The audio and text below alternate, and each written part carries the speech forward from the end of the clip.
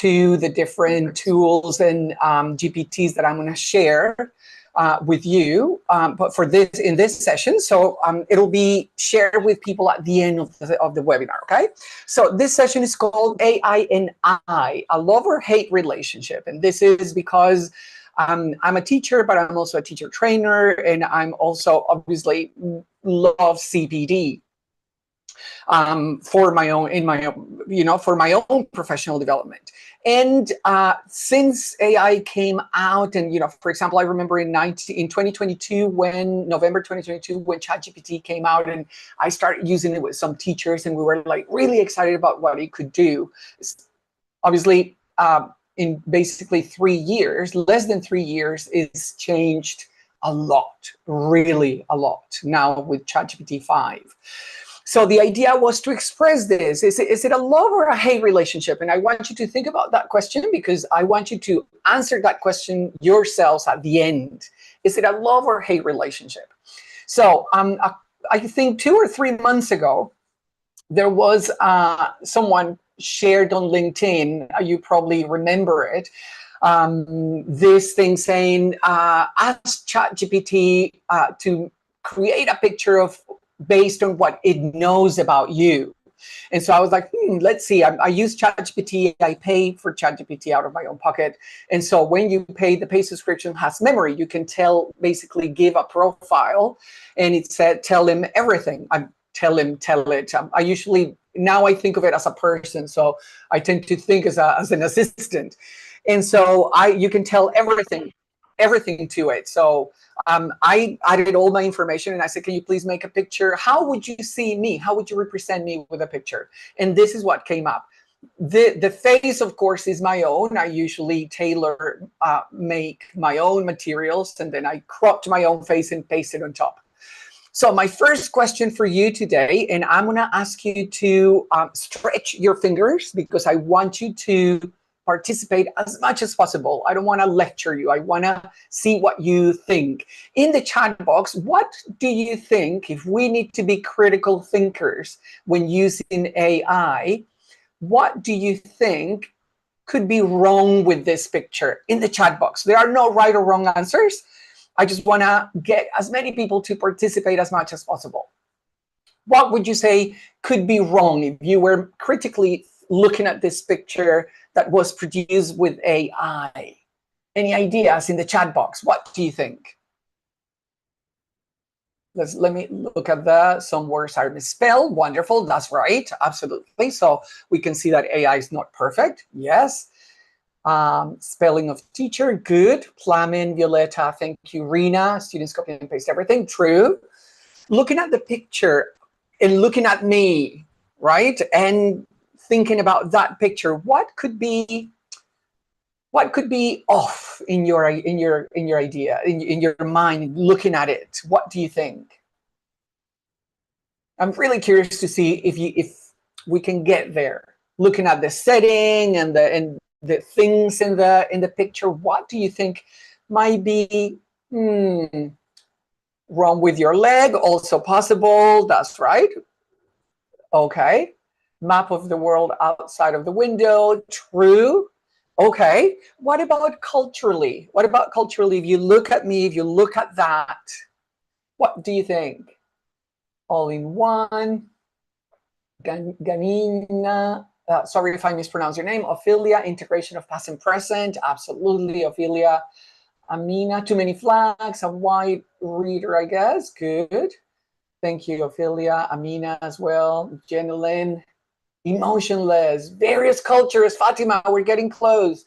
It only takes one layer of your personality, which is one that shows. Abdullah, absolutely, yes.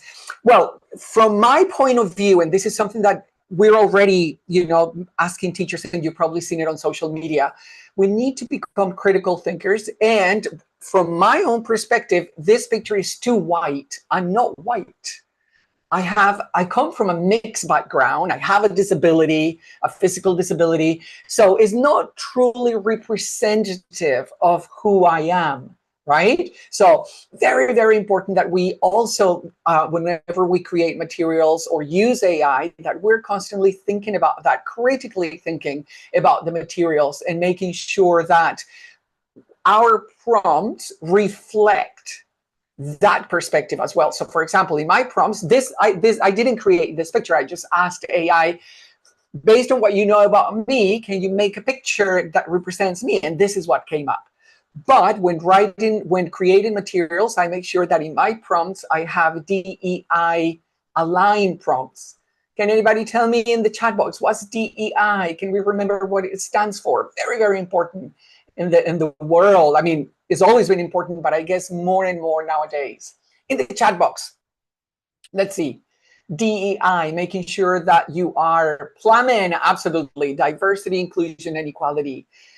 Absolutely. I make sure that my prompts are DEI aligned. So I always ask, for example, I can see a group of students or teachers from diverse cultural backgrounds. I can see someone in a wheelchair.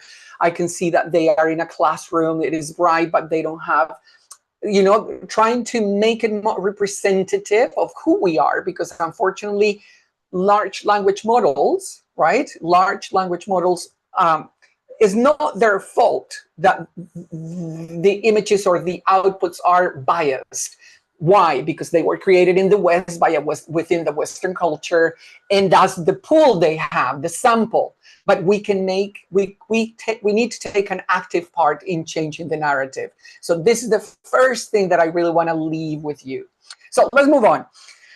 Right, today we're going to be looking at, we're going to do an activity to check the room temperature, a short warmer. I'm going to share my learning outcome for this webinar with you. I'm going to tell you about AI and my teaching from a teacher's point of view, AI and my teacher training from a teacher educator. Because I work on Cambridge CELTA courses. I'm a tutor and an assessor, but I also observe teachers where I work as part of the professional development team. And also AI and my own CPD and how I've been using it for my own CPD. And this is the part that I like the most. I'm really excited about that. So then we'll get to the Q&A and takeaways. So you will be able to ask questions at the end. So let's start with room temperature. So my first question for you in the chat box. How are you feeling about this session? 1 or 2 adjectives. Let's see in the chat box. Okay, let's see. In the chat box, Violeta. Oh, thank you. You're such a star. Plumbing. Thank you. Thank you very much, Plumbing. I put a lot of effort into them, so thank you. Excited, Fatima, Katrina, thank you. Justin, Jeremy, Jenilyn, okay, good. Ganina, I hope I'm pronouncing it correctly. If not, please forgive me. Rina, okay, good. Nadezhda, okay. Abdullah, thank you. Gabrielle, Ophelia, and Kate. It would be really great. Oh, fantastic. And Mansoor, thank you so much. And the second one thing you want to learn in this session, or maybe you've learned it already. So let's see, one thing you'd like to go away with from this session in the chat box now. I'm going to make you work a lot because I don't like lectures. I want people to be as engaged as possible. I mean, educational, okay. Love AI more. Oh, that's good. That's good. A positive stance, which is useful. I mean, there's like a big divide. People who hate it, people who love it, people who are in the middle. Justin, Kate, good. Flamin. Okay, good. Yes, your progressive experience with Gen AI. Katrina, okay. Oh, thank you. Nice. Abdullah. Ophelia, good. Yes, absolutely. So this is a great opportunity. That's why I was so excited to share with my peers to help and support one another. Proper use of AI. Rina, Jairo, thank you. Abdullah, fantastic. You are a wonderful audience. Thank you so much. Amina, good. So let's move on because time is ticking. Warmer. Look at that picture and tell me in the chat box, do you think that's me? Yes, no, why not? And don't worry about making comments, the necessary comments in the chat box, because it's okay. Let's see in the chat box. Do you think that's me? Ethical use of AI. Okay, Katrina. No, because of how it was edited. Absolutely, yes. So, as I said before, one of the issues with visuals, you may agree with me, is that we need to be very careful as teachers and whenever we use them, because they can maybe copyright, so you have to check that they're copyright free. One of the things I like about AI is that I can create my own pictures. And for most of the pictures, I basically have taken this picture of my face, cropped it very carefully so that I can paste it on top of most of my pictures whenever I use them. And my students appreciate that, and I like it. I think it's a personal touch that makes it different. For this particular image, I'm very proud because it's almost perfect here around the neck. Anyways, so that's an extra idea on how to tailor make your materials and not have to worry about copyright. So that's one of the ideas. Now, the warmer, what's your relationship with AI at the moment in the chat box? I want you to tell me, are you using it? Yes, how, no, why not? Very briefly, let's see what the feeling is in the house. Let's see, no, okay. Maybe Photoshop. Okay, thank you, Rena. Nadezhda, Mina, no, okay. Using it daily, okay, good. Armin, Flamin, yes. Integrating, Faja, dear friend, Faja here. Ophelia, still learning. Ophelia, we're all learning. It's just, we're all on our own journey. I started very early because I've always been very interested in technology, but the more I learn, the more I realize I don't know. So we're all learning. I mean, the first one that can say, oh, I know it, I know everything, it's definitely not going to be a good sign for that person. We're all learning. Okay, Jenna Lynn, good. Making it work easier. Absolutely, yes, Jenna Lynn. Not often, Janina. Okay, Kate, good. Amani, good. It's great to see that everyone is like exploring it. Yes, no, that's fantastic. That's really good. So let's move on. And let me share my learning outcome for this session with you. So by the end of this webinar, you will have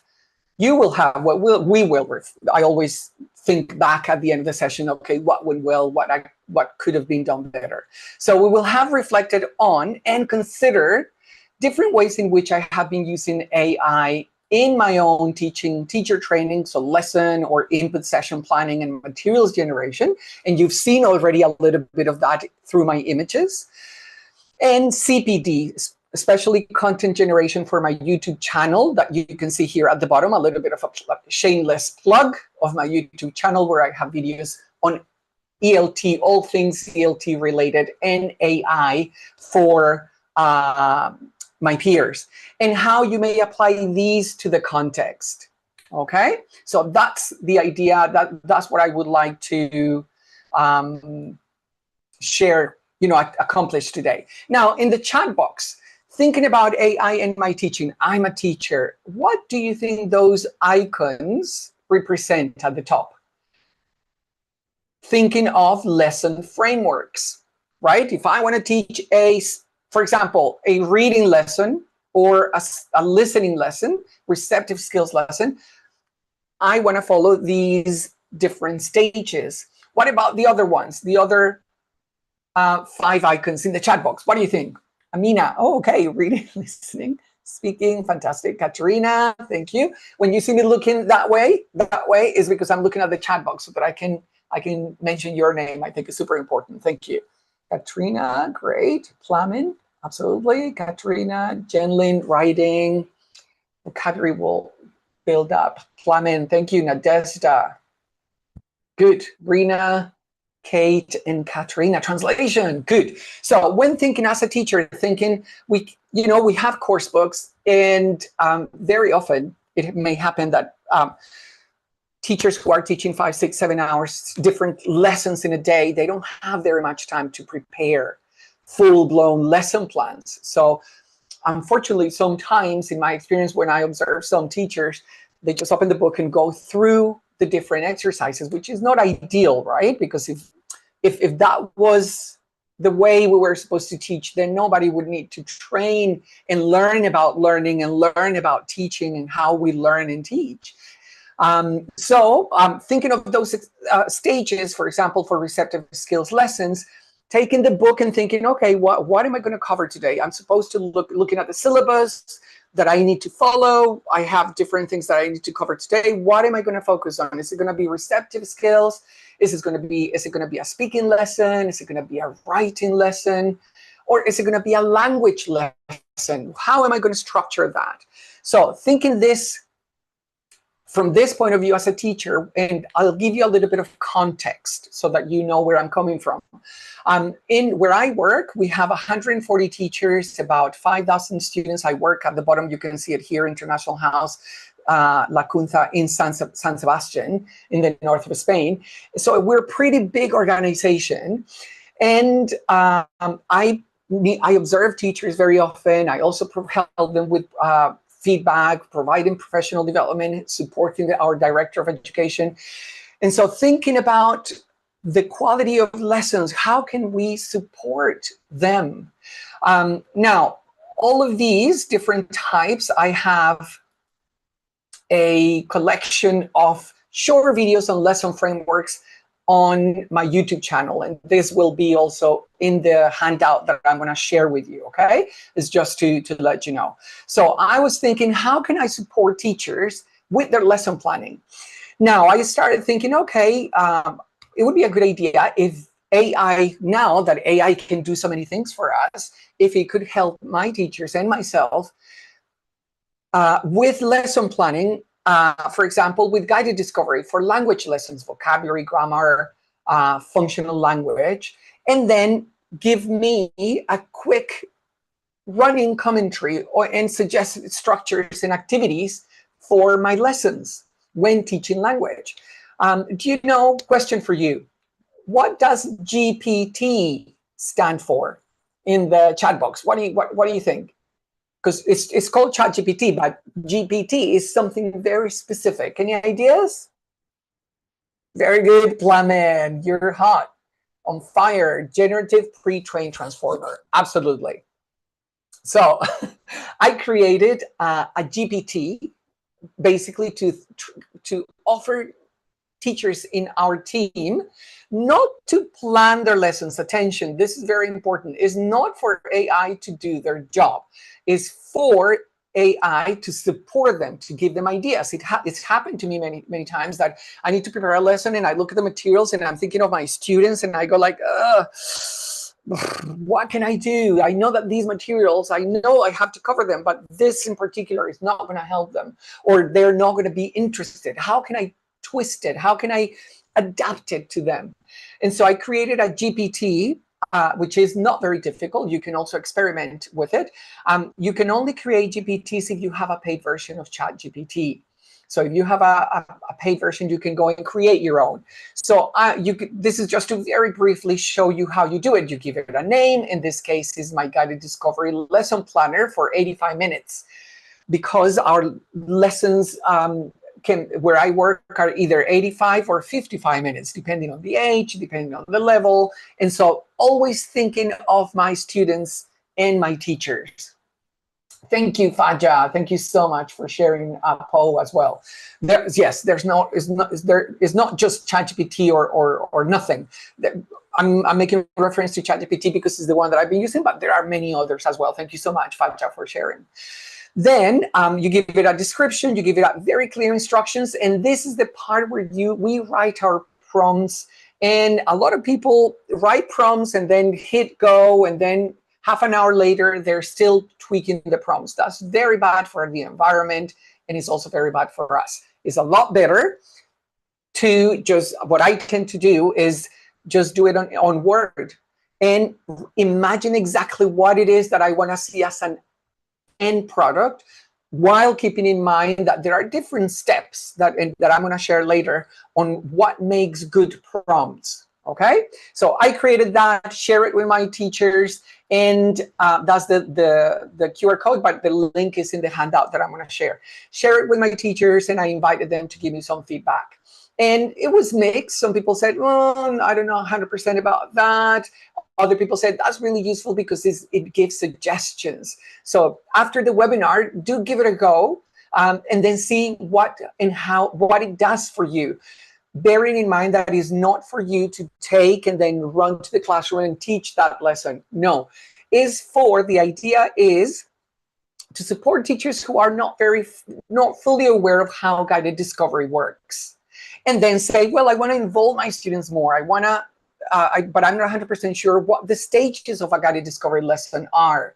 So the idea is that this says, well, for example, can you help me with, I'm teaching food and vocabulary. Can you help me with a lesson plan and activities following a guided discovery approach on food? And it does that. It says it gives you suggestions. So that's the important thing, okay? Because as someone mentioned in the chat box, students and many teachers are just asking, copying, and then just running to the classroom without really thinking or engaging critically with the output. That is what's called cognitive offloading. If all we're doing is asking, taking, not really thinking about it, and then just going to the classroom and then doing it. So this was one. Then someone said, yeah, but PPP, presentation practice production, is what I'm more comfortable with. Can you create one? So I went and started creating one as well. It was really good practice. I keep tweaking it whenever I receive feedback. This one is a lesson plan assistant to produce plans that follow a PPP approach and that are for 55-minute lessons. Same thing, share it with the teachers. Some teachers loved it. Some others said, well, I think it's probably, I could do, the output is not 100%. I have to do too much thinking and it takes me longer than if I'm doing it. Fair enough. It's not that we all have to embrace it 100%. It's useful for us as teachers because you've probably heard this on social media. AI is not going to replace teachers. It's going to replace teachers who don't know how to use it. As with technology, with anything, obviously, if you have two teachers and one is completely technology averse and another one is like, well, I'm not an expert, but I'm willing to try and see and learn, then obviously probably the second one is gonna get that job, right? Something that I've been saying lately a lot, and it's become my motto: AI supports learning, but we teachers inspire it. And for me, that's really, really true. We are the ones who inspire teaching. We can use tools. This is the same thing as when interactive whiteboards came out. I don't know if you remember, maybe I'm the only older person here, but when they came out, we were like, oh, we're going to use interactive whiteboards. They're just a tool. Is what we do, is this connection.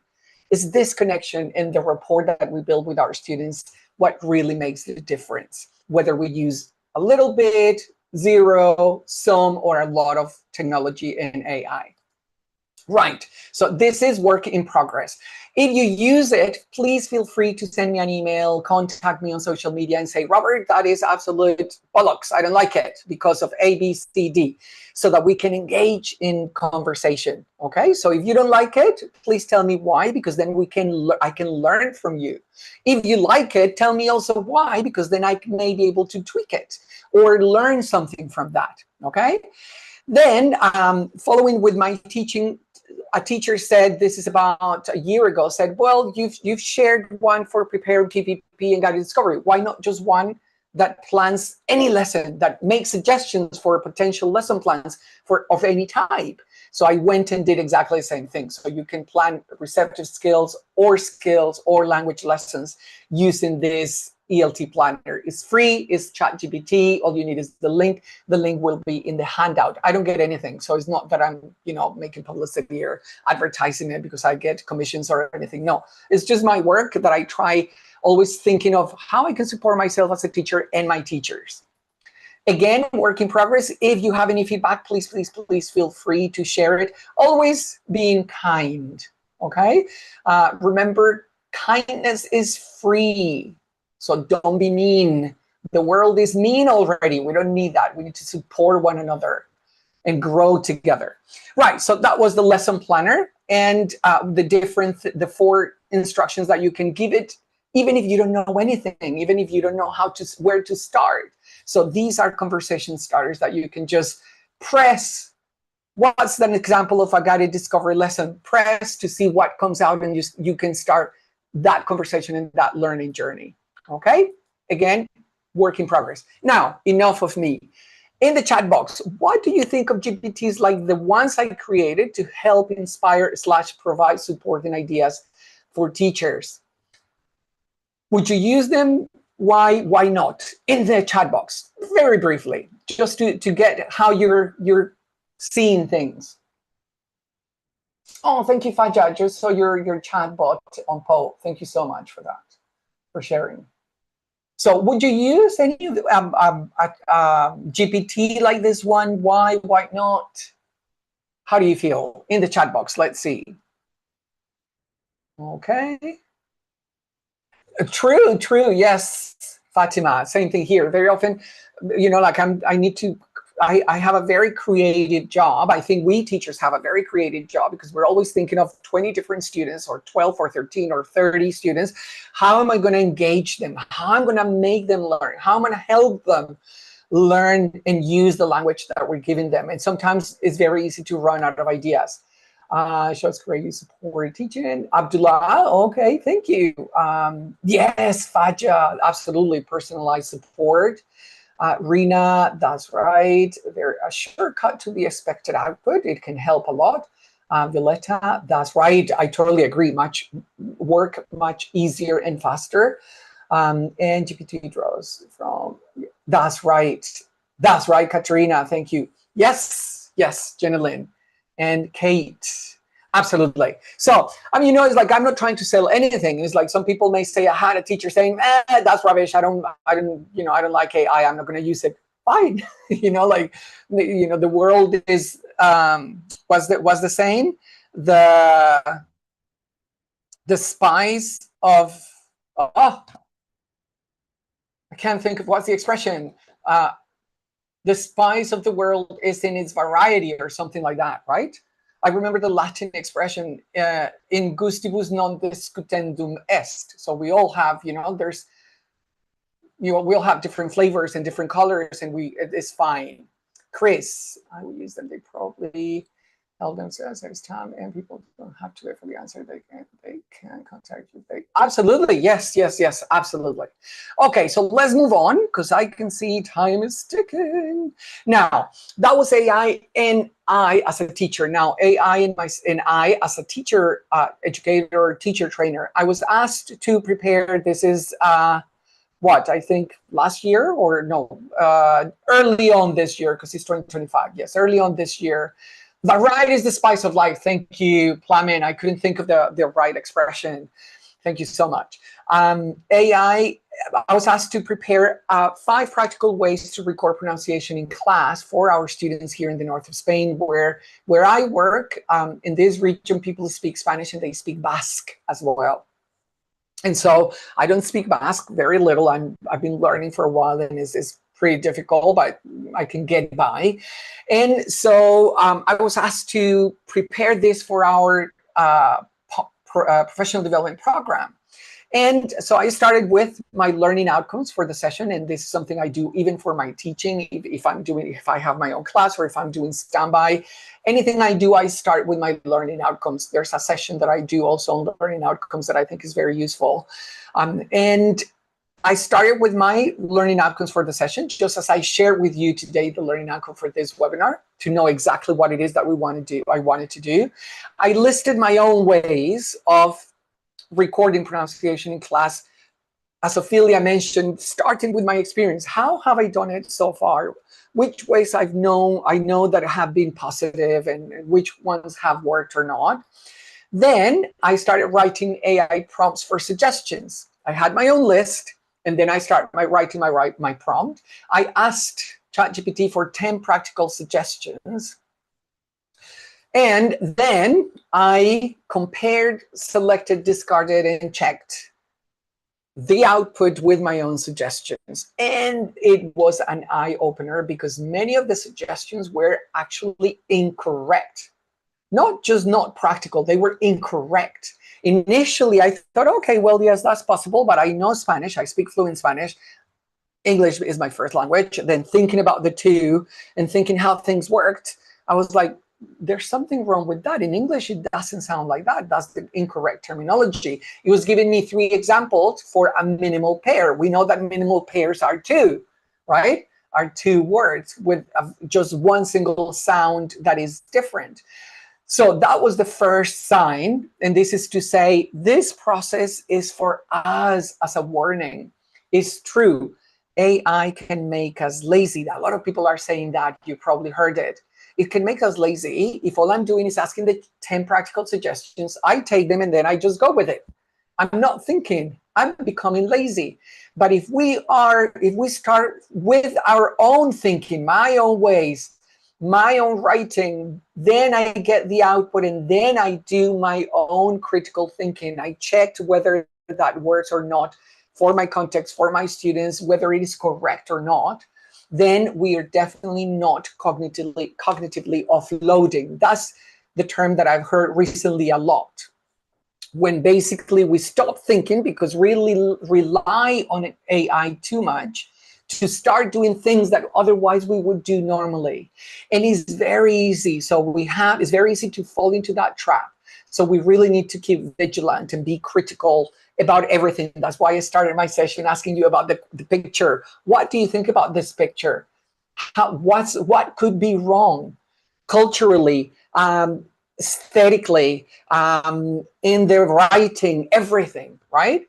Then I outlined the session when I felt I was happy. I selected the tools, other AI tool assistants for phonemic transcription. I'm good at phonemic transcription because when I did my CELTA in 1998, we didn't have AI. At least it wasn't available to help and get help with phonemic transcription. So we had to rely on the books and learn it by heart. Then when I did my Delta in 2000, I remember this. There was this app, I think it was 2004 that came out, Sounds app, the Sounds app by Macmillan. And you can play with it and teach yourself how to do phonemic transcription using IPA. Very useful. And then create the sessions, the stations, the activities. Finally, go back to my learning outcomes, just as with the lessons. How does that all hang together? What's AI doing in support of my learning outcomes? I think that very often, in my experience observing teachers, it's like with technology. It's all very flashy and great, but is it really supporting my main outcome, my main learning outcome, right? The important thing here as a teacher educator for me is this iterative cycle is not relying on AI, is not taking it for granted, is not accepting everything it says, is going through this process and doing this and finding this support here at this stage, and then checking, comparing, selecting. This is probably the best part for me as a learner myself, because I am actually, I would say I've become more critical about things now with AI rather than the opposite, because I don't trust it. And so I'm constantly asking questions and asking myself questions. And I think that's the bit that is missing, that we need to be able to either to do ourselves as teachers and also have our students do it, right? Right, so this is pretty much how the presentation came together. And I was thinking of, because it was on pronunciation, I wanted to use phonemic transcription throughout the presentation for the teachers to think about it. Is it important? How is Robert using it in the presentation? And also provide them two assistants, the two AI assistants, to help them with phonemic transcription. Teachers, we don't need to be expert phonemic transcriptors. We don't need that, but it is useful when teaching English. For example, phonemic transcriptions has helped me with my Italian, with my Spanish, with my French, because I know it and I know how to apply it. And when I hear something new, I make a mental note, and if I can, I also write it down, the transcription, so I know exactly how to then reproduce that sound. So it's useful as well. So with my teachers then, can you write in the chat box the title, transcribe into English the title for this slide? Let's see. That's right, Faja. We'll use AI too much until we outgrow it. Absolutely. Absolutely. Yes. Just first was the calculator, then the projector, then interactive whiteboards. Now it's AI. I agree. So can anybody give it a go? There are no right or wrong answers. It's just to keep you engaged in the chat box. What's the title for that slide? Let's see. Useful phonemic transcription assistance. Very good. Yes, two useful. Very good, Chris. Absolutely fantastic. Well done. Two useful phonemic assistants. Now, the two that I've used that I would recommend, the first one is to phonetics. The link is going to be in the handout for you. And it's pretty accurate. Again, you need to be careful because, for example, this is the one that I use for that slide, two useful phonemic transcription assistants, and that is the transcription down here. And it is pretty accurate. However, you need to be careful because if you need to focus on connected speech or segmentals, like progressive assimilation, regressive assimilation, it won't do it. You need to actually get it and then work it out yourself. So it's good, but definitely very accurate, but you need to bear that in mind, okay? So this is one. One that is a little bit more rudimentary, but still AI, is this IPA phonemic symbols. It's called the AI typewriter. Is IPA. And this is the one that I use for many years, and this is also why I'm probably quite confident with phonemic transcription, because I had to do it myself and then go and check in a dictionary or check in the apps app, in the sounds app for Macmillan. I think I tried it the other day, and I think they stopped it for some reason, but you can always check it out. So those are the two for phonemic transcription. Now, in teacher education, something very important, especially for us here in Europe, is the fact that there is new legislation, and the EU is one of the pioneers in legislating AI. So for teachers, and this is, although it says EU, even if you're not in the EU, this is useful because other countries are now following, looking at it, to be able to legislate AI as well, okay? So some of the teachers, because we work with so many teachers, we were thinking, but what can I do as a teacher with AI? What can I do in the classroom? Can I use it in the classroom? Can I use it with everyone in the classroom? What about materials? Can I use materials that are published with an AI tool to use them in the classroom? I want you to think of these questions because I'm asking you on purpose. We're going to look at that before we finish, but this is important. And so I created an EU AI Act consultant for teachers. So very useful. The link will be there. Just you can ask questions. How is the EU AI Act relevant for me as a language teacher? What do I need to know? What do I need to be aware of to help, like to be informed? Remember that when we talk about law, the law doesn't admit ignorance, right? You cannot say, oh, I didn't know, so I did it, but I didn't know. Well, sorry, you have to pay if it is infringement of copyright. They're not going to say, oh, okay, you didn't know, so it's fine, right? So important to be informed. Then, to finish up AI and teaching and teacher training, constantly working with teachers and having, teachers say, oh, I'm having problems with my class and classroom management.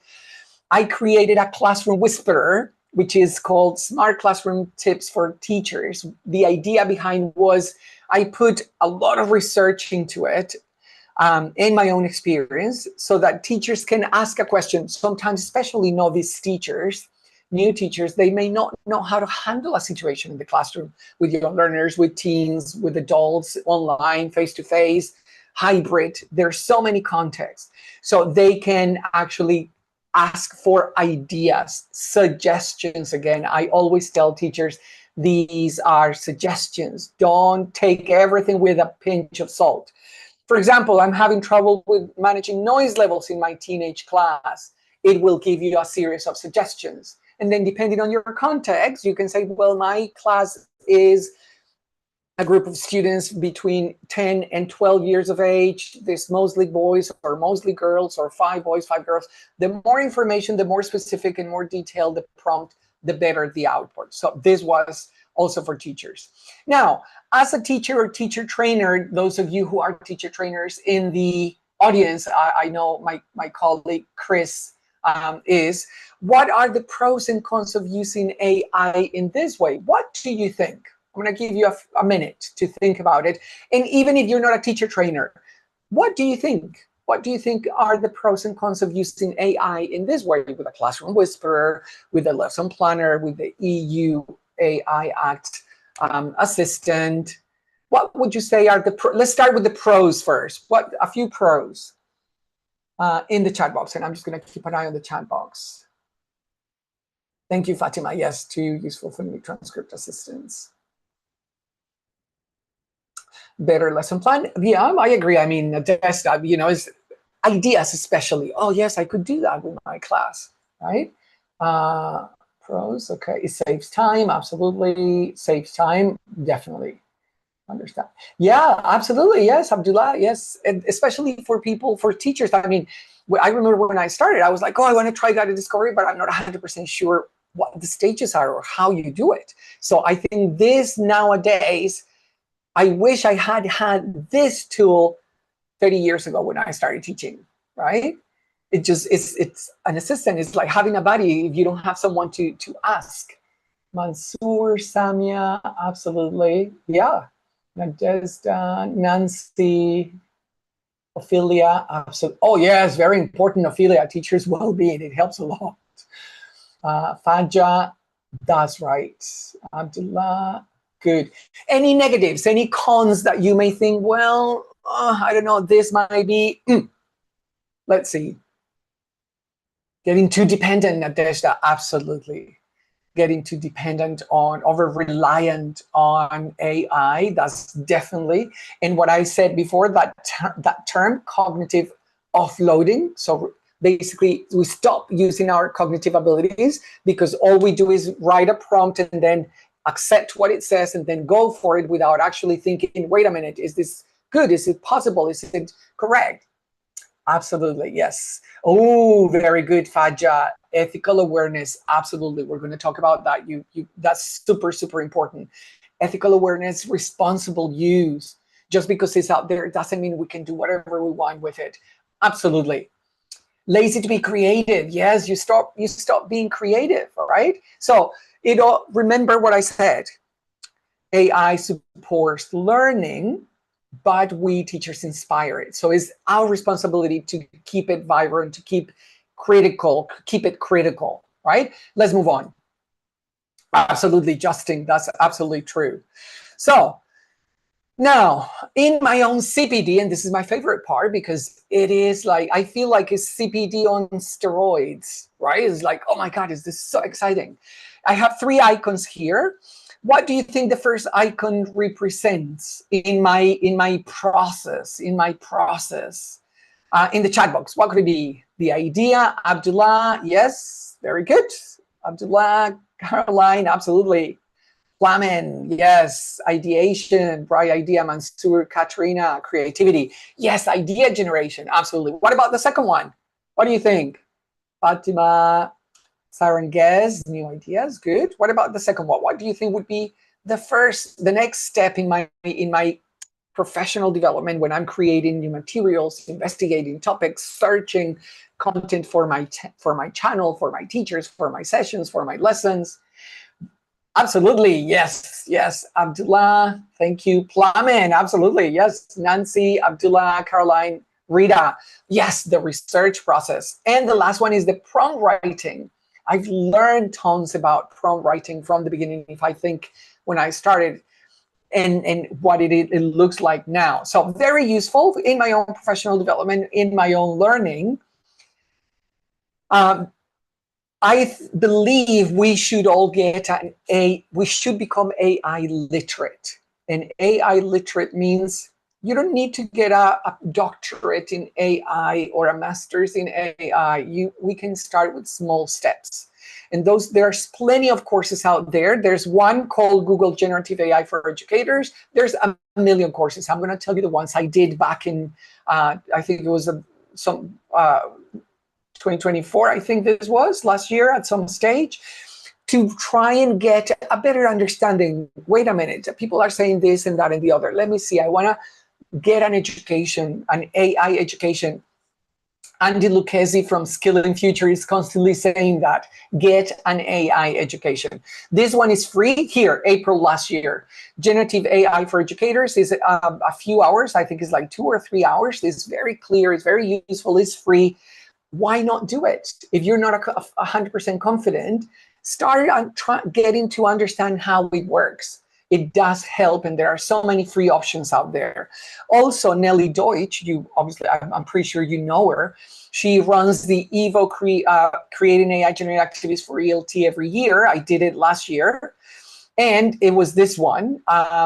It was really, really useful. Again, it's free. You need to commit to do the tasks and everything to get the certificate, but you get to talk to other peers like we're doing here. We're learning from one another. Just me looking at your responses in the chat box, I'm also learning. I'm looking at exchanging ideas with you. There's also in this link, all the links are in the handout, so don't worry, okay?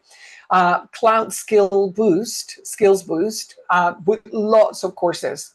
There's millions of courses. And Faja here, he's also got a website called the Guru. Faja, what is it on the MOOC Guru? And so plenty of resources there as well.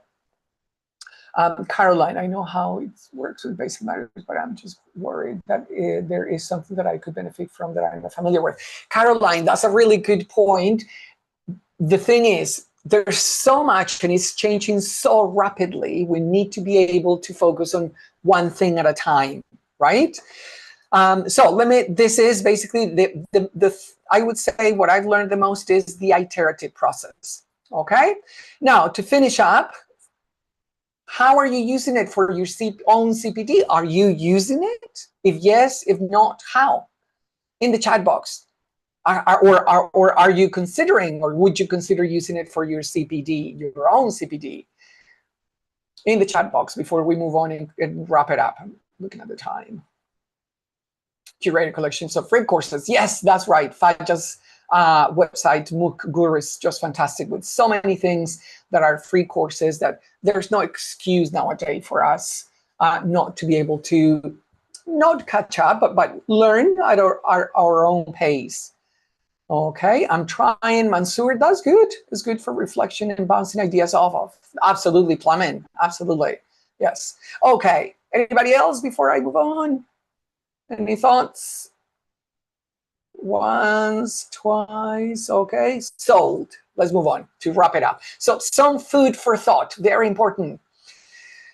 Is it legal to feed AI tools with copyrighted materials? What do you think? What do you think in the chat box? Yes or no? Simple. Yes or no? Is it legal? I have a page. I want my class. This is not going to be I know they're not going to be interested. I'm going to scan it, use an AI tool to give me suggestions. People are saying no, no, no, no, no, no, no, no, no. Okay, well, yes, absolutely. It is not legal. And just to give you a little bit of background, last year when we were putting together here at International House San Sebastian La Cunza, we were putting together our internal AI policy. Some of our teachers are authors, are published authors, and they were saying, wait a minute, what happens, like people, if I don't want people to use that page or that image from my book and put it onto AI. So I contacted all the publishers, and I contacted also the Spanish National Copyright Office, asking this, saying, this is our scenario. We buy the books, the students buy the books. We don't have any photocopying, it's originals. Teachers are asking, can a teacher take a scan of a page, put it onto AI for differentiation purposes to help tailor it to their class? Everyone said, let us contact our legal department. And then they came back and said, no.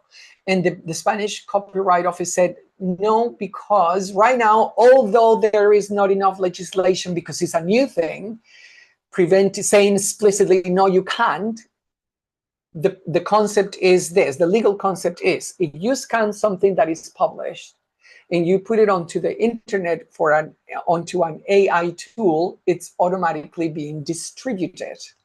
And that means copyright infringement, right? So a lot of teachers, and you've probably seen on Facebook and on different places, teachers saying, oh, I've done this and I've done that. And you go like, oh my God, you could get into trouble for doing that. Don't. So very important to think about that. That's why I create my own visuals. That's why I try and, like, be as creative as possible. And when I have no ideas, I ask for ideas. Now, my own takeaways, I'm going to share with you my own takeaways so as to get those brain juices flowing so that you can then share your own in the chat box. I think that AI is useful, but it is an assistant. It's not my boss, neither love it nor hate it. I really appreciate it. AI, I need to be critical about how I use it and the results I'm given. So note to self, check, check, check. Don't take it and run away. Don't take it and do it in the classroom without having read it and you are a teacher. You know your trade. And we know when something is not correct. And if in doubt, check. We don't want to be telling students the wrong information.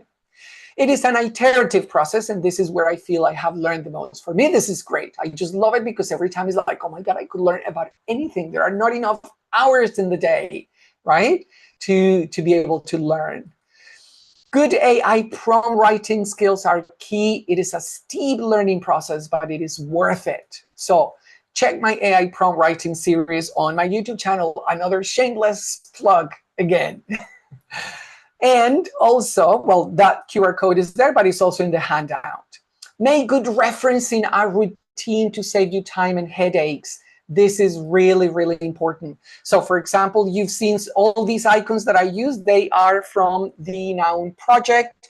You can also use them for free. I have a paid subscription, and I don't need to reference them. But I do reference them all the same because I want to model that behavior for my students.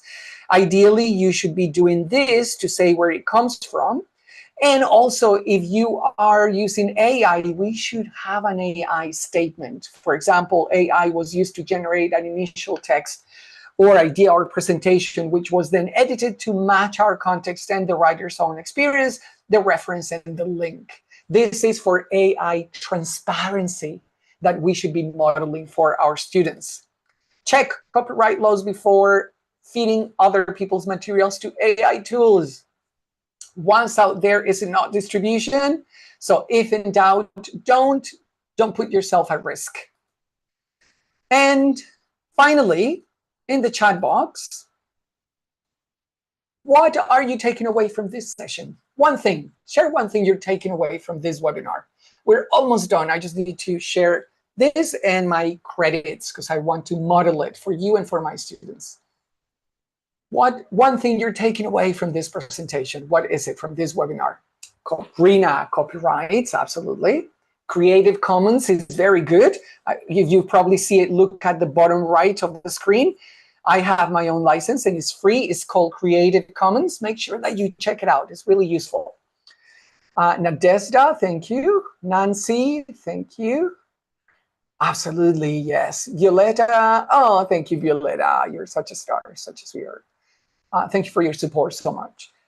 Mansoor, absolutely. Good, I like that. It's here to help me not to delete me. I like that, Mansoor. Flamen, absolutely. Abdullah, Ophelia, thank you so much. Jenilyn, Amina, absolutely. Oh, Ganina, your YouTube channel to follow. 10 points for you. You're the star tonight. Thank you.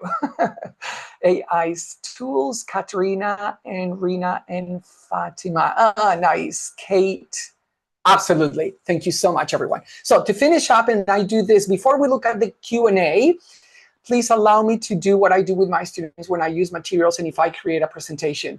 I tell them we need to give credit, especially nowadays, because as you said, I think it was Ophelia, correct me if I'm wrong, at the beginning, students just copy and paste. and that's plagiarism. So all the images that you use, all the icons, not the images, the icons come from the Noun project.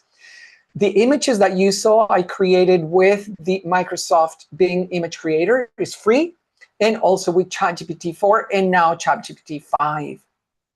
And my images, they are on these slides. These were the ones created with Bing, and these ones with ChatGPT.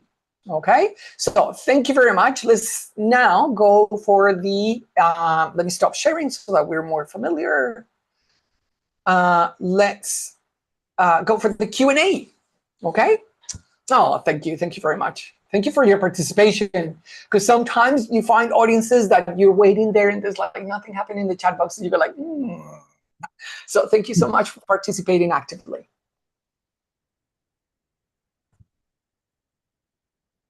Any questions? You can raise your hand, and then we'll open the mic for you. And please look at the chat box, because we have the forms, the form there for you to give us your feedback, and through that form, we'll also collect the information we need for your certificate. Okay, Fatima. Oh, Fatima, I'm going to nominate you president of my fan club. Thank you so much, Fatima. Okay, thank you, Abdullah. Okay, any questions? Let me see, I don't see any hands up. Feel free to ask any questions. Remember that the only question not asked is, so people say, oh no, this is just a silly question. There are not silly questions. So feel free. Of course, if you don't have any, you don't have to, but I'm here for that. Thank you, Ophelia. Thank you so much for attending. Okay. Oh, okay. Thank you, Violetta, Caroline. Oh, sorry, no, it's not Caroline. I'm dyslexic. It's Kaolini. Kaolini. Oh, I'm sorry, I've been mispronouncing your name all the way through. I'm sorry about that. It's just from, like far away, my old age as well. Thank you. Kaolini. Ah, no, it is Caroline.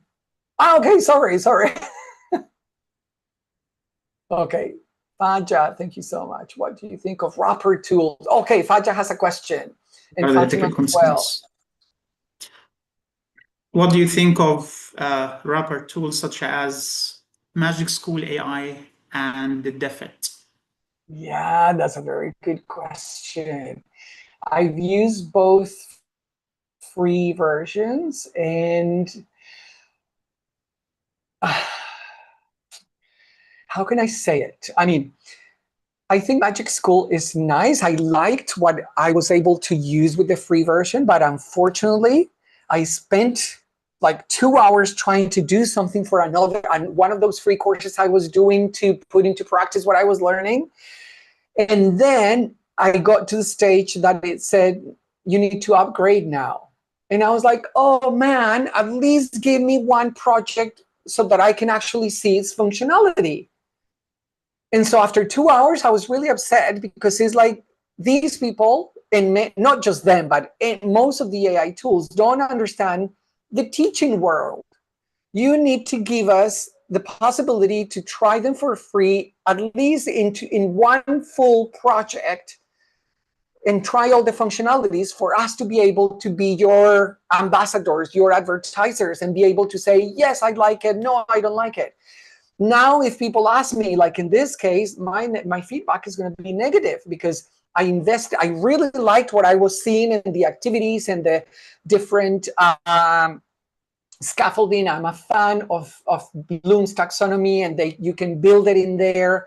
And I loved it. I was like, oh, this is really exciting. And then when I was halfway through, it says, sorry, you need to upgrade to continue. I was like, no. But boys, so in that sense, Magic School, they need to make it free for teachers. I'm not saying forever, but at least allow, I don't know, at least one full project or one full thing where you have access to all the different features, so that you're actually able to see what it does, right? And with DFID, I think we have another question, Robert. Okay, yes, go on. Yeah, what are the ethical concerns surrounding AI and how should we address them? The question comes from Fatma Al-Habsi. Yeah, that's another very important question. I'm going to be giving a webinar on ethical AI use and responsible use. And basically, it is the idea, what's ethics? Ethics is what is morally right? It's basically what we should do in given a specific situation. And I think that the problem, ethics to me, it's especially with AI use, is linked to plagiarism automatically, because people take things, use them, put them out there without even thinking that that material was created by someone, and is probably they're making their living out of that. So can I do that? Would I do that? Photocopy a book and then give it out to 1 million people? I can't do that. So I think that very often we're in such a rush to do things and explore things that we don't think about whether what we're doing is actually useful or not. And that is, ethics covers such a wide range of aspects.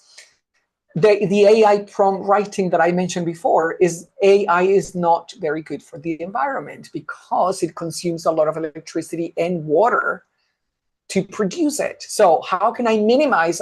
Still want to use it, but what can I do? Well, don't write 1 million prompts that are one-liners, right? Just write one, spend 15. Usually my average time writing a prompt, and usually the length is like half a page or 3/4 of a Word document. When I write a prompt, now it usually works only once. I don't need to keep going back and forth. So being aware of these little things, I think we can still make use of AI in an ethical and responsible way. Yeah, we have one more question from Blamen. What is your approach to helping your EAL learners develop their AI literacy? Oh, that's a very, very good question. It's a very important question, because I think the problem is right now, it's always been the same with teachers. Some technology comes along, and then we have to catch up to be able to then go and take it to the classroom. And nowadays, very often, it's true, students are using it, but they're not AI literate. Just because they're using ChatGPT to answer questions from a school doesn't mean they know how to use it. And so in my context, what we're doing is we're trying to help teachers first, help them become AI literate first, so that when they address things in the classroom, they know how to address them. If they decide that they want to use AI in the classroom, then they're aware of the fact that there are age limitations, that if they go below 13, then that we need to get consent from the parents, they need to know that AI tools collect data, so there's an issue of privacy. Do they know what was the amount of data that tool is collecting about them and their students? So I don't think very many people are thinking about these things, and they're really, really important, right? So I think in my humble opinion, it is, we need to become AI literate before we can help others. It's like when you're on the plane and they're giving instructions. Put your own mask first before attempting to put the mask on other people. So if we don't know what's going on, how can we tell students in class who may be or not more knowledgeable about it how to do it? I think that's it. Thank you very much, Robert. Please, everyone, don't forget to fill out the form, okay, so that you can get your certificates. Your certificates should be ready within 2 weeks. We're sorry for the amount it takes to create your certificates, but this is how it works. Thank you very much, Robert, for the insightful and very useful session. Thanks, everybody, for your participation. Ram, I think you have already shared the link, right? Do I need to share it again? Oh, I need to Could you please share it again, the Ram, handout, please? And what happened? Okay, here it is. I'm gonna share it again. So here is the link. I shared the link again for the webinar. for the Thank feedback. you. Sorry to Yes. interrupt. No. Some of the participants have received the notification that we're sorry to report that something went wrong with the certification. Don't worry, we've received your request and they will be issued in turn, as Dr. Waleed mentioned, within the next 2 weeks, inshallah. So no worries, just make sure that you fill it out and click submit. Even if you get the error message, we've still received your request and we'll be working on it. Okay. Okay, and I'm sharing in the chat box the PDF that I mentioned. I just remembered with all the links. Sharing another link to our page. If you are interested to become a member of the AID SIG group, so you're most welcome to fill out the form that I am right now attaching. Okay, so our membership. Okay, so here is the link.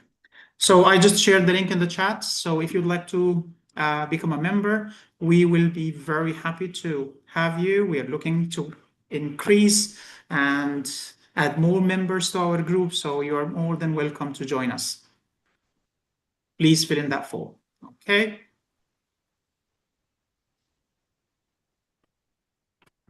Sounds wonderful. Yes, Robert, would you like to share something?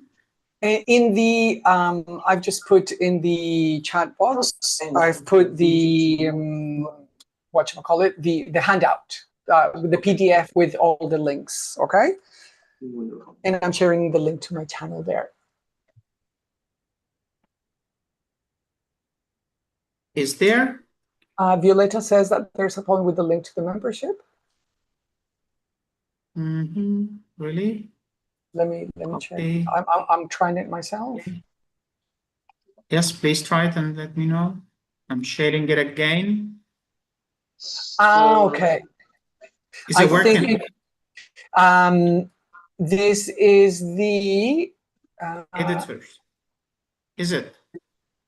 I think this is the editable version. It's opening as. Here it is again. No worries. Preview, published, copy responder link. Let me see. I think I may have. I think I'm sharing the respondent link now. It says respondent. Yeah. This is the last one. Forms. Yep. Okay. Yeah, that one is the one. Yes, okay. Yes, it can be. This is the correct one. That's right. Yeah. It works now. Okay. Change the questions, please. Okay, let me see. Which questions, Violetta? Because there's an email address there already. Nadesta is the name, and Daza too. So yes, we need to clear it and start and re-share it, or just clear it, because I think it was filled in incorrectly, the previous one, because it was edited. Someone, from the editing, somebody had the editing right and changed it. So bear with us for a couple of seconds. Okay. This is about technology, technology glitches. So we did it on purpose so that you could see how it is, things that happen. So bear with us for a second, please. Okay. Somebody, this brother from Tajikistan is filling it out with, he's changing. Just 1 second.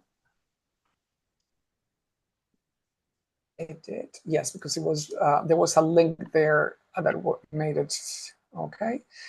What was the second question? The second email. Let me go back here to the questions I created. That's right.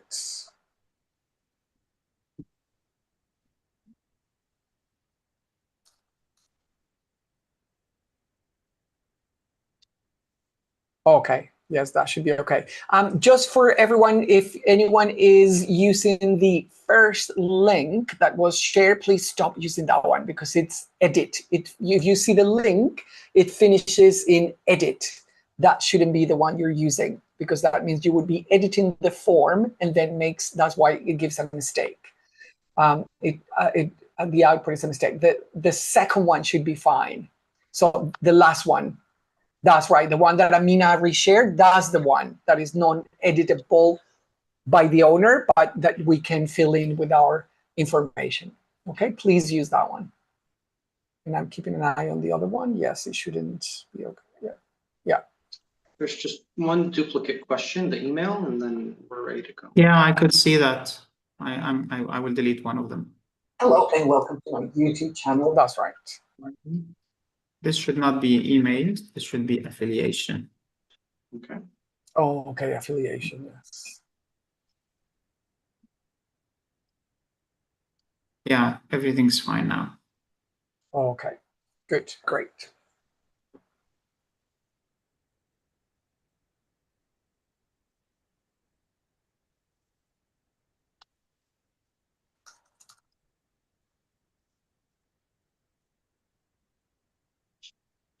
All right.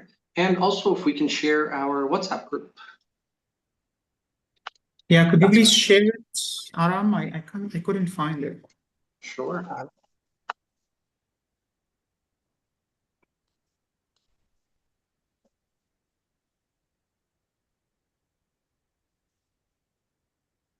And it should be here.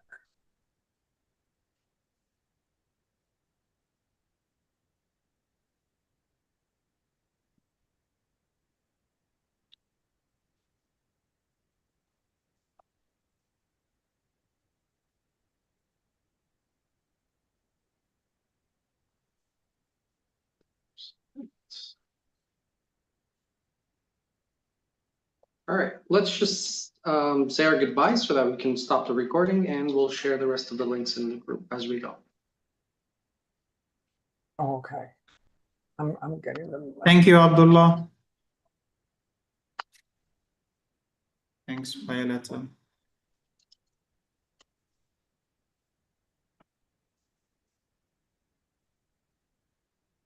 Oh, okay, I'm putting the link.